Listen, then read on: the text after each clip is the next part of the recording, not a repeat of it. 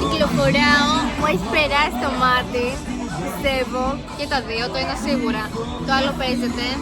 Και το ποτάκι όμως ακόμα, εγώ πήρα ένα ιαπωνικό κοκτέιλ, βασικά έχει σάκε μέσα και κάτι άλλο γιούσου, κάτι, η αλήθεια είναι ότι κάνω vlog μόνο για να δοκιμάσουμε το ποτό, αυτή είναι η φάση, σήμερα δοκιμάζουμε ιαπωνικό κοκτέιλ, αυτό.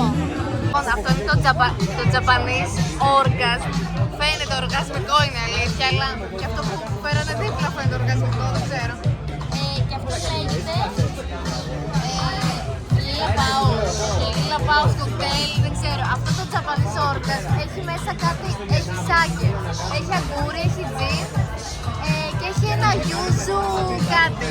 Δεν ξέρω τι είναι αυτό, πρώτη φορά το βλέπω. Να δούμε τι είναι. Και επίσης έχει και αλάτι. Moment of the truth. Ωραία. Το κάνω. Πίνω τώρα. Τώρα πίνω.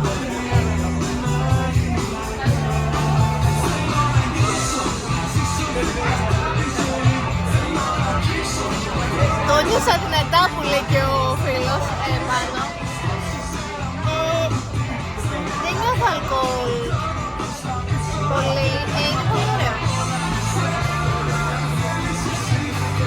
Και αγκούρι βγάζει και σάκε βγάζει και τζιν βγάζει, ναι, αλλά όχι ενοχλητικά. Το ποτό μου το τζιν και ως γνωστόν το ποτό του αλκοολικού, βεβαίως, είναι πολύ ωραίο.